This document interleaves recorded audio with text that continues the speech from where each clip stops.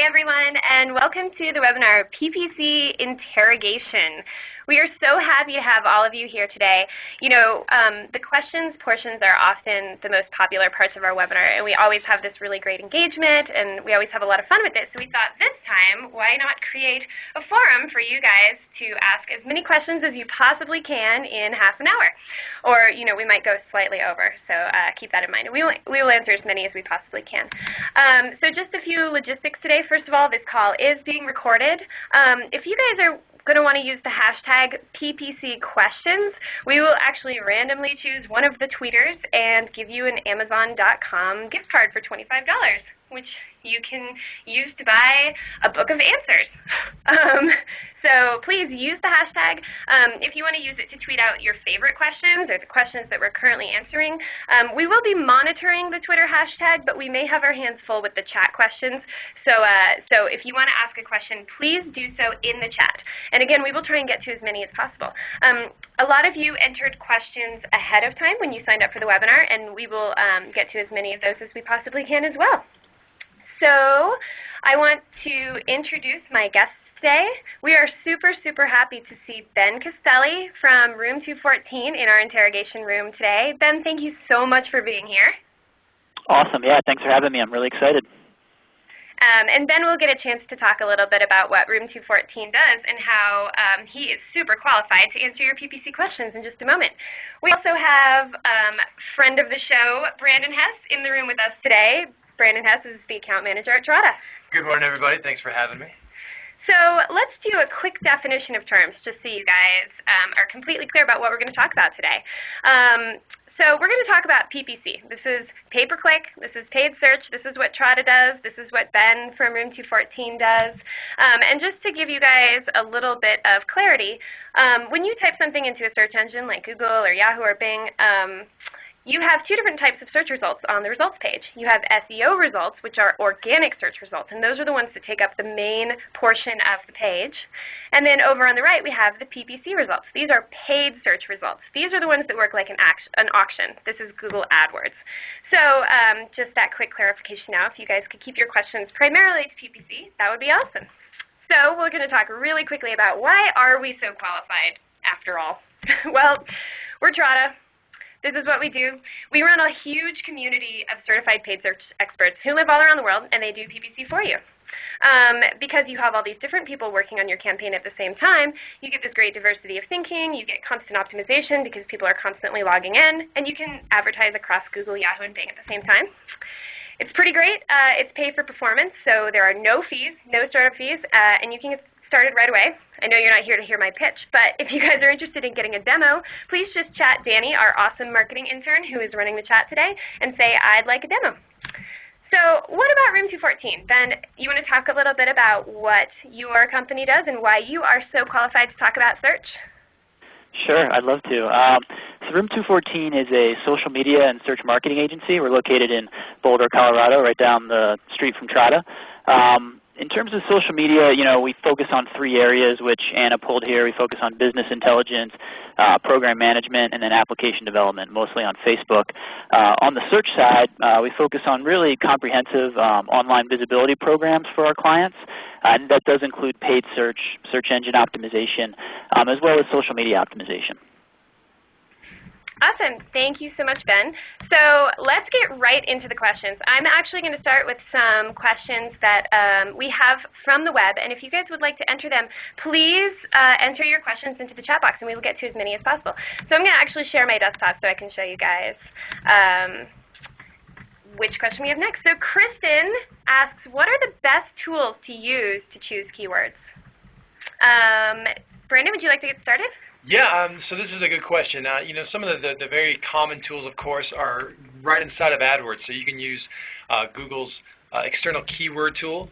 They also have a external traffic estimator too. So they can give you a lot of information that's direct from the source, right? So if you're looking for keywords around your product, this tool just allows you to either enter in your URL or to enter in some like phrases that you know that are around the theme that you want to go after. And it's going to kick back a lot of keywords, some information with them about how competitive they are, about what estimated price Google's going to give back to you, and then some of the traffic estimators as far as how many people on a monthly basis search for this term. So right inside of AdWords, these are pretty convenient to go after. There's also tools like Keyword Spy, SpyFu, SEM Rush. These are some other really good tools out there that you can use just for that keyword generation.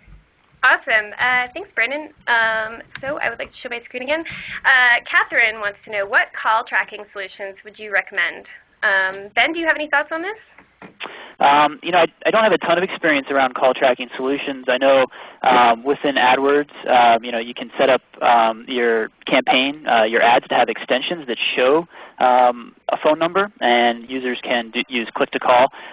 In terms of tracking through conversions on your site, I know there's a tool called Mongoose Metrics, which one of our clients has used. And I don't know, Brandon, if you have any other recommendations on third-party tools to sort of track that visitor who clicks an ad, comes to the site, and then just picks up the phone and calls to place an order.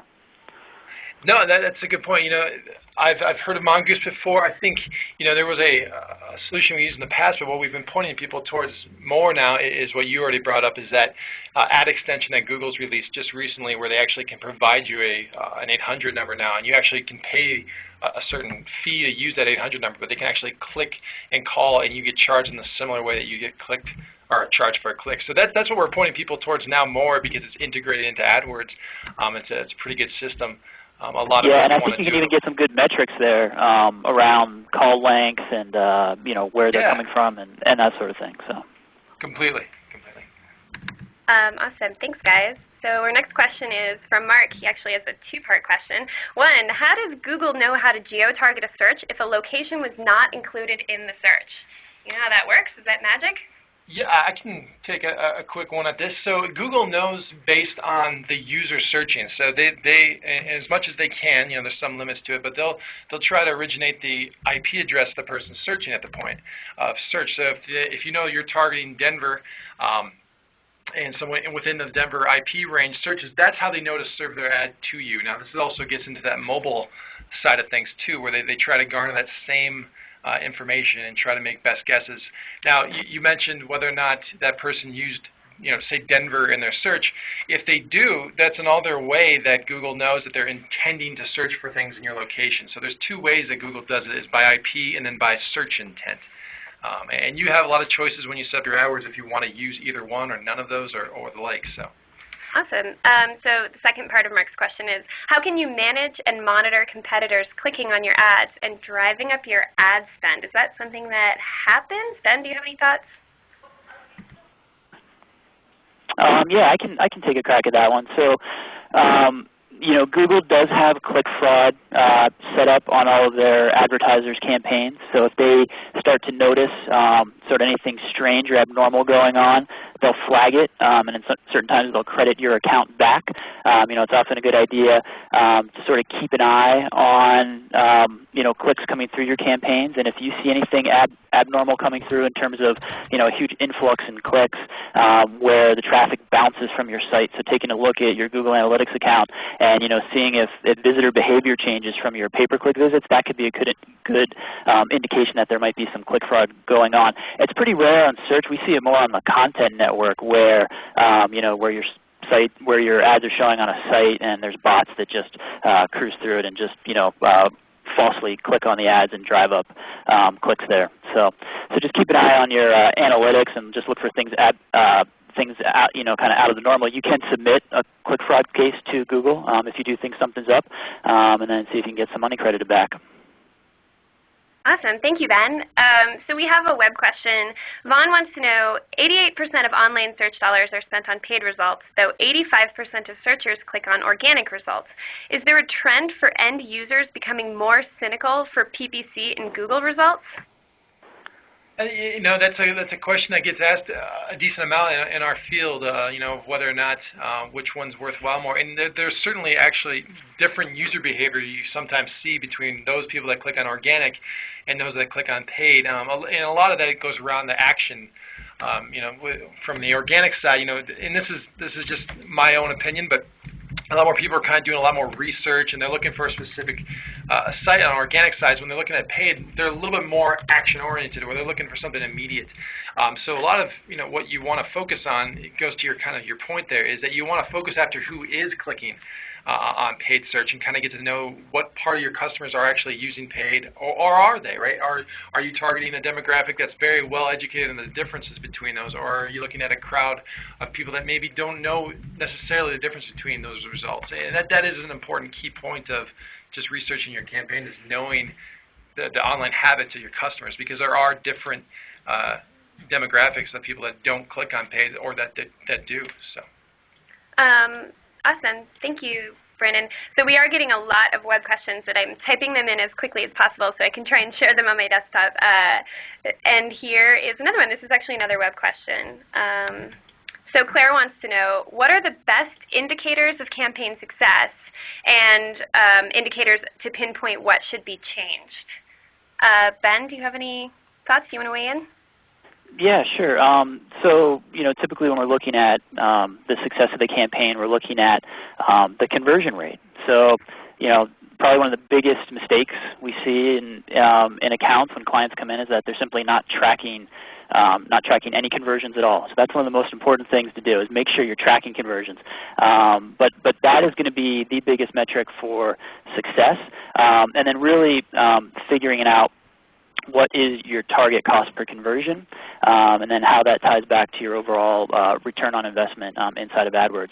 I know Trada does a great job of working with their clients in order to determine, what is the best cost per conversion number, and then optimizing for that cost per conversion number. And that's really if you're successful or not. Are you meeting and exceeding that target cost? Great. Thanks. Do you agree, Brandon? No, I think that hits the nail on the head right there. I would completely agree on that. So I'm going to share my desktop again for another question that was sent in beforehand. Mike wants to know, this is a really common question, is it valuable to pay for keywords that you already rank first on Google for example, the product name? And also, is it unethical to use a competing product's name as a keyword? Oh, that is a common question. So this kind of goes, and this is a matter of opinion. So to explain, if you're ranking for your product on the organic side, should you be paying for an ad on the paid side? And the question is whether or not your competitors are, right? Because if you look at it in an inventory model, every position that you own on your product's result page is one more position that your competitor doesn't own to challenge your message. And what we generally see is that if you're bidding on your own product and your own brand, you're going to pay usually the least amount for that, and they convert at the highest rate. And it's simple because that's what the person's looking for. So leaving an open position can risk that you just have more competitors bidding against your product in that organic result. And the thing about paid search versus organic is you have a much higher level of control over that message in real time. Organic is much more reliant on time and length and a lot of things, and it's not as easy to change what that result says versus paid, where you can control exactly what that message says and to counter your organic results. So. Yeah, and I'd also add to that, with paid, you can choose where they come on your site. With organic, Right. Really the search engine's choosing the landing page in which they're sending traffic to. On the paid side, you get to choose where they go and choose that messaging and choose that action that you want them to take. Excellent points, everyone.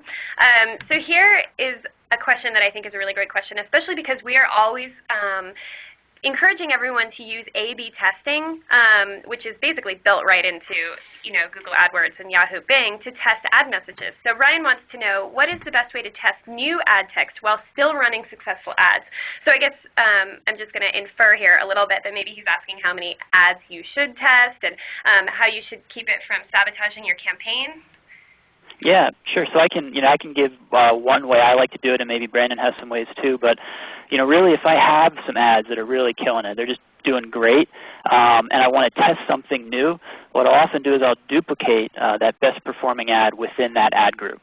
So maybe I'll create 3 identical versions of that top performing ad, and then I'll create one new version of an ad that's maybe a little bit different, maybe something a little bit more controversial that I want to test. So that way I'm limiting my exposure to only 25% of my impressions going to the new ad and 75% staying with the old successful ad. An important point there is in your campaign settings to make sure you're rotating your ads evenly so they all get even amount of impressions.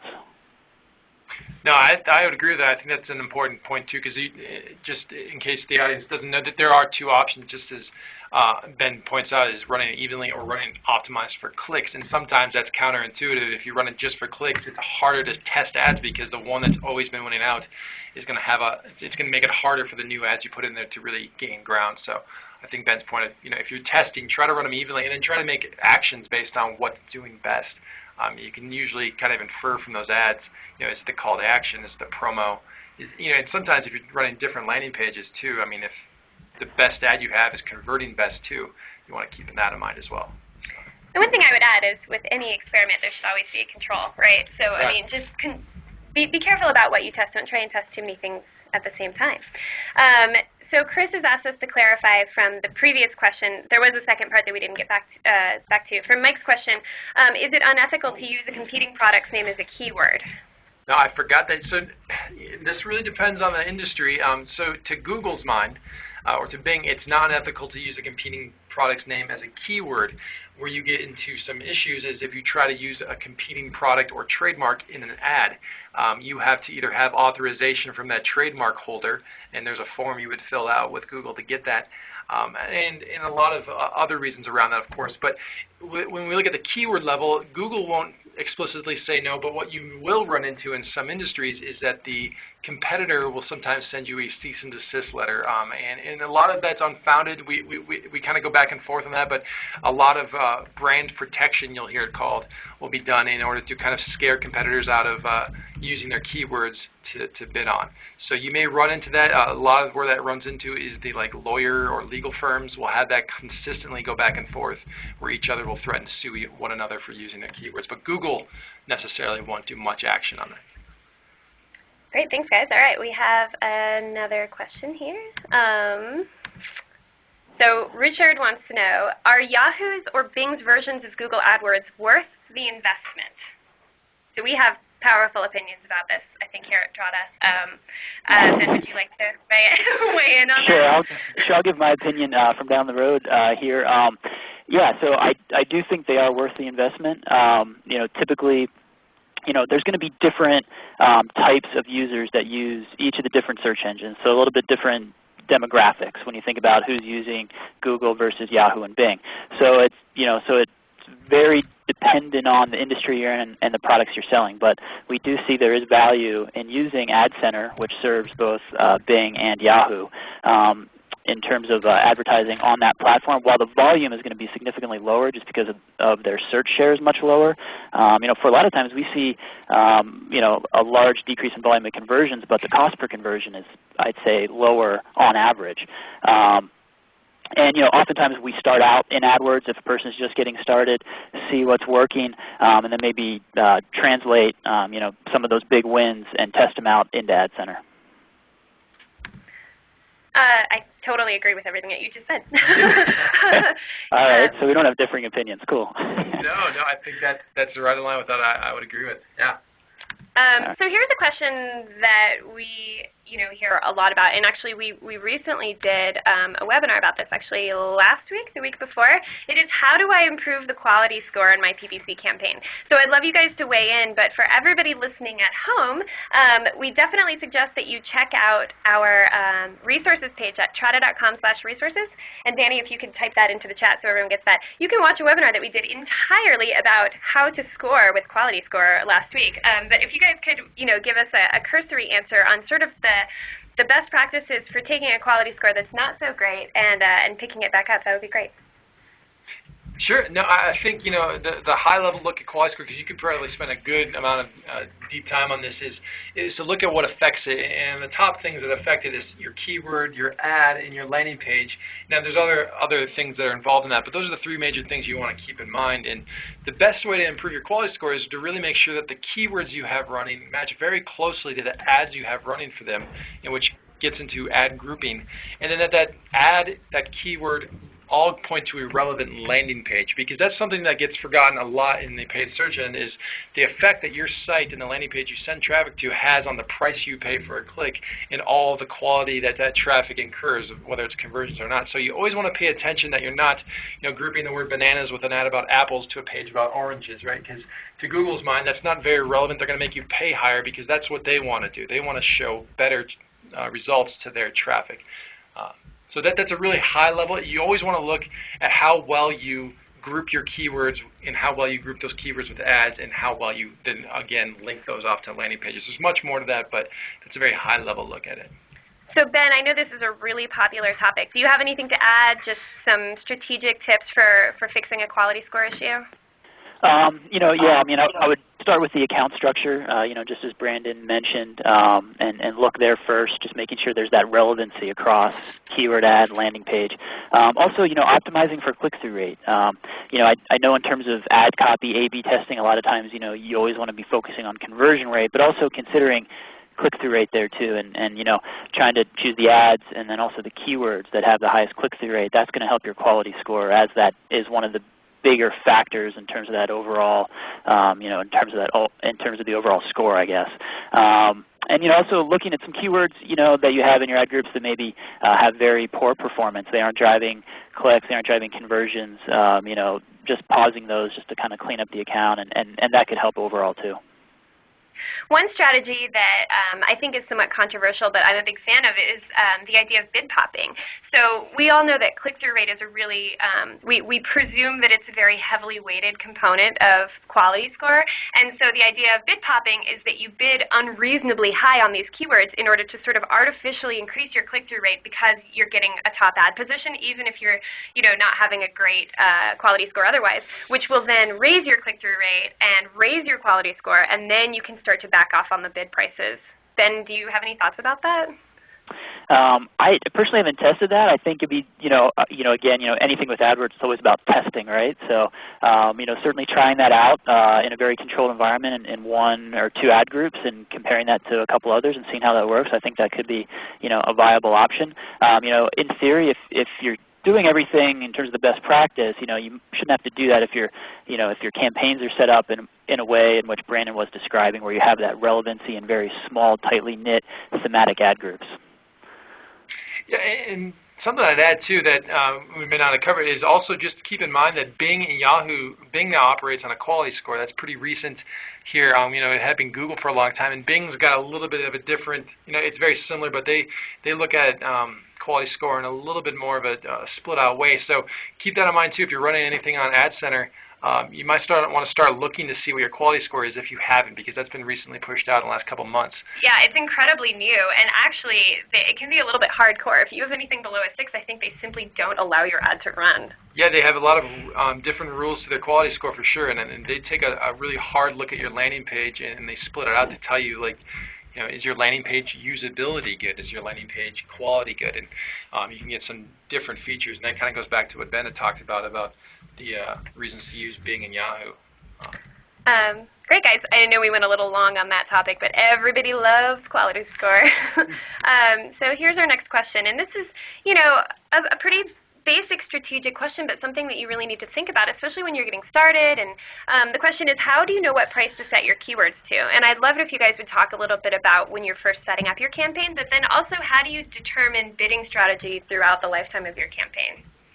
Yeah, so when you're first starting out with a campaign, this is a great question. A lot of those tools we talked about at the very beginning will help you. Google's external keyword tool and traffic estimator tool will give you some very good baseline information. Now, just to keep in mind, they usually give that estimation at a pretty conservative level, so they're going to probably be a little higher than what you'll end up paying with, when you start getting quality score, because again, that's going to drive down your cost the higher your quality score goes. But those will give you some good starting points, but you don't want to rely too heavily on those, because you also want to look at how much are you spending a day, right? So if you have keywords that are going to spend $10 a click, but your budget's only $50 a day, then you're going to have to think about how many clicks do I want to get or need to get. And look for keywords that fit in with those volume ideas, right? So that's something that doesn't get looked at a lot. If you have a limitation on budget and you're spending on all the most competitive terms, you're going to limit yourself in the volume, and then you're really reliant on those terms. So that's the pricing when you really start out. And a lot of that's going to also be just how you group it and what your goals are. So when you start to roll into that progress of having a live campaign, you want to start following back on the data that Ben brought up. Is what is that keyword doing now? Is the keyword seemingly converting better the higher you bid? Is that first or second or third position where you also have a great click-through rate and a good conversion rate? Or CPA, or is when you bring it down to like the fourth and fifth position, which is usually going to be a lower click cost, is where your CPA starts to really become profitable. And you want to keep that in mind and really see and test in a very controlled environment like Ben's brought up, is really test out what best CPCs work for you. Yeah, and I will add to that, Google has added some great tools within the AdWords interface that helps you do that. You can now segment and look at the performance of ads when they show at the very top versus the right side. So from the segment drop-down, you can choose to segment by the ad position, and you can really see, do my ads perform better when they're in the top two or on the right side? And then from that data then, you can then further filter down, and you can set up a filter to show me every single keyword that's showing in position 3 to 6, or and then in that case, you can actually increase your bids or decrease your bids based on that performance. So, using some of those segmenting tools and then filtering can really help you identify which keywords you want to increase the bids or decrease the bids, whether to show higher on the page or show lower in the right column. No, that's a great point too. And then to that point too, Google will give you feedback if you're not bidding high enough to be on the first page, and you'll get those alerts to say, hey, you need to actually bid this much to even show. So to Ben's point, Google will do a decent job of showing you a lot of information that helps you with that. Guys, we're coming close to the end of our half hour, but I think we are probably going to go a little bit over because we have so many great questions, and Ben has graciously agreed to stay for a few extra minutes, and Brandon is here in the room with me, so he can't leave. So we're going to keep on going. If you have more questions, keep getting them in. If we don't get to your question, definitely reach out to us after the webinar. We're going to give you an email address here in a second. Danny, the awesome marketing intern, will get you to the right person. He will help you out. So I'm going to share my desktop, and let's get to the next question. So this is more of a strategy question, and I'm going to do a little bit of interpretation on it. How do I get the word out to the masses about my product? I have a niche market product, and it's one of a kind, and my problem is getting people to know about the product. And, I'm going to assume here that Wilbur's issue is that it's hard for him to drive traffic to something that people have never heard about. So how should he strategize, choose keywords, write ad copy to show people that this is something that they need? Should he choose other products that are remotely similar to his? What should he do to try and get the word out about this one-of-a-kind product? Yeah, well, I can, some of the first things that come to mind here in terms of Wilbur's question is identifying some sites on the content network or the display network where the types of people that might use his product would frequent. So maybe some blogs they would go to, or articles. So Google has a content tool in their toolbox within AdWords, and you can start plugging in some keywords around your product or people who might use your product or might purchase your product, and kind of get an idea of maybe what sites they might be visiting, and then you can run targeted ads directly on those sites. Might be a good idea to run some display ads in addition to text ads, just because if the product is so niche and specialized, to have a nice big banner ad which shows it and explains it. So I think that might be a good tactic on the display side of things.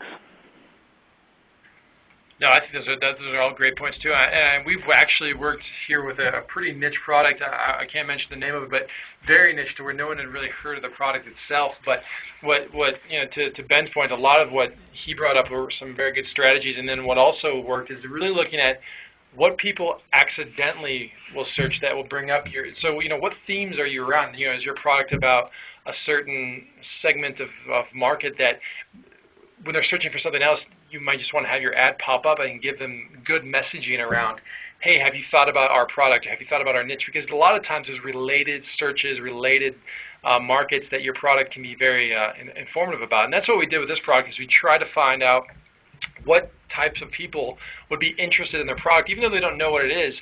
Try to find out those segments and those search terms that would actually usually have a good component of them being interested in what they offer. So whether or not they had heard about them or not, that's the hard part in search, is you have to really get into the mind of the people you're targeting at and what they're searching for, even if they don't know your product. So. Awesome, guys. So a lot of different people have asked this same question. So they are asking that we elaborate from before. Everyone wants to know, what are the main demographic differences between Google, Yahoo, and Bing? And I know that it's hard to, generalize, but there really are some differences. So can you guys speak to those a little bit? Yeah, I mean, this is, it depends on the research you look at. Google's demographic is a little less defining. It's just such a top-of-mind brand. A large amount of people use that by default. I think the big difference is that Google's demographic is very broad, while Bing and Yahoo has a decent amount of, from the last time I looked at, female demographic, and also just sort of they score a little bit older. 30-plus side, just because it's been around for a while. Yahoo's got some loyalty in the people that are very content-driven, because that's Yahoo's push, is to really be kind of a portal. So the people that use Yahoo are generally a little bit more looking for information, that content aspect of things. Bing has kind of pushed itself as a decision engine. So what we've seen, and this isn't across the board, but they have a lower amount of volume, but the conversion percentage seems to be a little bit higher in certain cases, just because of how they market themselves as not a search engine, but a shopping engine or a decision engine. So you get a little bit more of that. So e-commerce tends to favor Bing a little bit more, as picking that in concert with Google. But a lot of people always go with Google and then add in Bing. So I think if that helps, it's a hard question to answer in a succinct manner, but. And I think one thing that we can take away from this is that basically you can find out what the demographics are, but the best thing to do is to test, right? Test to see if your product or your offer works better on a different search engine. So, I mean, one of the things that affects what the demographics are is that some people's computers come automatically with like Bing installed or Google installed or Yahoo installed, and some demographics of people just don't change that, or they give their computer to their kids and their kids don't change it. And that's sort of an interesting idea. So we did some demographic research on Bing a while back when we rolled out Bing as part of our marketplace, and we were seeing trends of e-commerce sites doing really well on it, and young, affluent parents. So if you're selling $800 strollers, maybe Bing is a good choice for you. So we definitely have seen some demographic differences. Ben, do you have anything to add on that? I think you guys pretty much nailed it. Again, the test, is really important. Bing, which uses the Ad Center platform, they have a desktop tool which you can import campaigns from AdWords into very easily. So it's very easy now to transition, pull keywords and ad copy and landing pages and all that good stuff from AdWords into Bing, into Ad Center.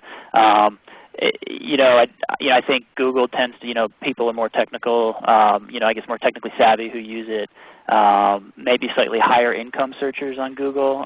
Bing, I feel is maybe skews a little bit older, but yeah, I think that pretty much sums it up. They definitely Bing likes to say that they are the engine of early adopters, which I think is interesting. So let's move on to, we're really running a little bit short on time, but I'm going to do another question here. Let me pull this one up. Oops. Cindy wants to know, is it better to have one comprehensive landing page or one for each item? So I would love it if you guys would respond to this, because I'm sure that your initial response is, well, you should have a landing page for everything. But there's a really big difference between landing page strategy when it comes to e-commerce or lead gen, and maybe it's not realistic to have a landing page for every single item. So maybe we should talk about the Paragon of Excellence version and then the realistic life version of this question. Sure. So I think, two big things come to mind when thinking about landing pages. You want to make sure it's hyper relevant, to the keyword that brought the visitor there. And so not only considering the content, but as Brandon mentioned earlier, what is their search intent? Just to give a real broad basic example, did they type in, types of running shoes? If so, then maybe taking them to a landing page which is more informational and talks about different types of running shoes and then has some links to products would make sense versus if they typed in, Nike free running shoe, where you'd want to take them directly to a page that sells Nike free shoes.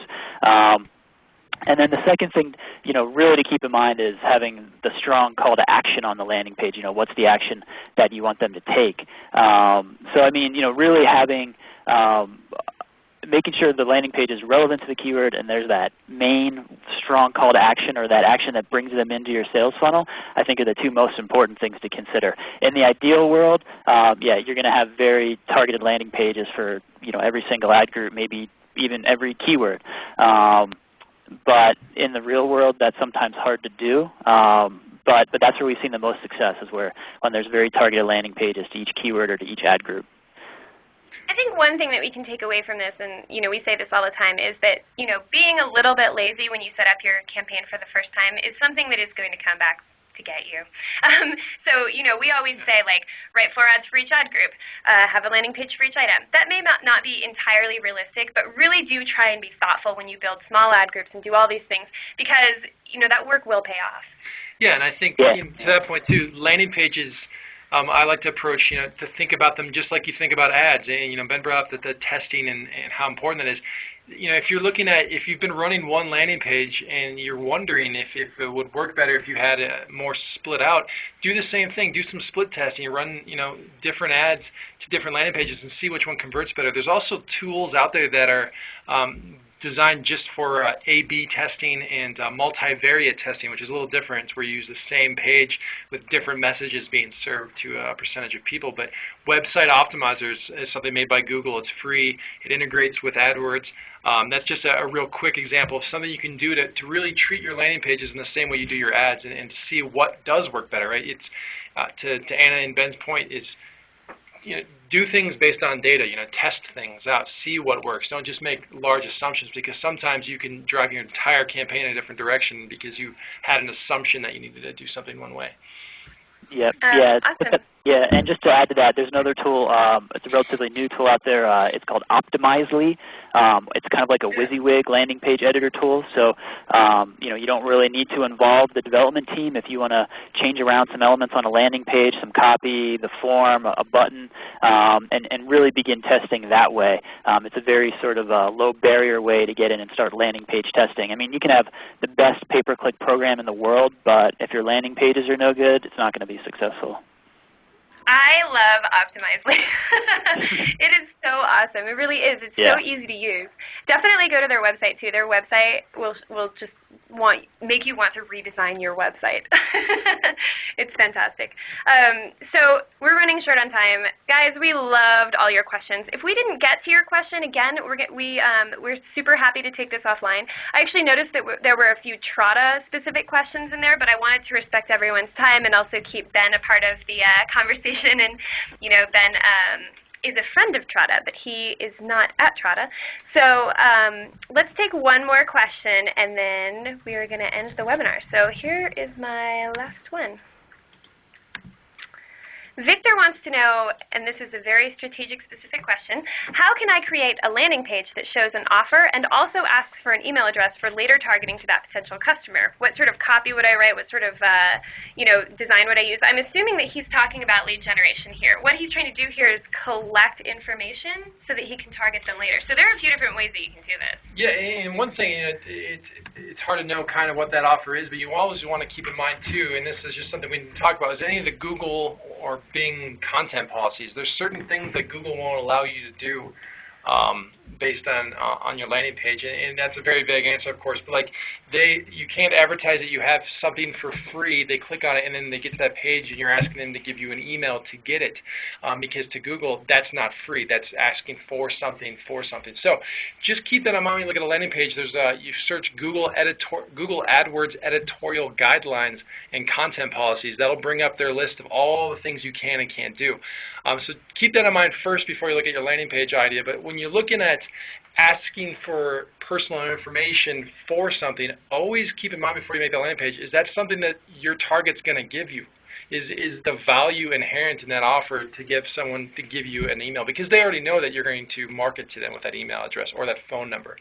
So that's the first thing. But as far as the copy, that's what you want to keep in mind with that copy is write it in a way that explains all the value, all the trust, all of that inherent in what you're offering them so that they feel confident in giving you that information. That's the biggest thing is when people come to a page, if they don't feel that they can trust this page based on the design, the offer, testimonials, and that the offer isn't valuable to them in comparison to what you're asking them to give, that takes a huge component to whether or not that's going to work or not. There's a great deal of philosophical discussion around lead form optimization, which is something that we should probably cover at some point because, just even personally, Trada has discovered, that shortening our lead form a great deal has increased leads like crazy, but at the same time, the quality went down. So some people say that you should keep your lead form long, keep your sales team happy by bringing in more quality leads, or, fewer quality leads. This is all stuff that basically we can't really tell you what to do. Testing is the answer.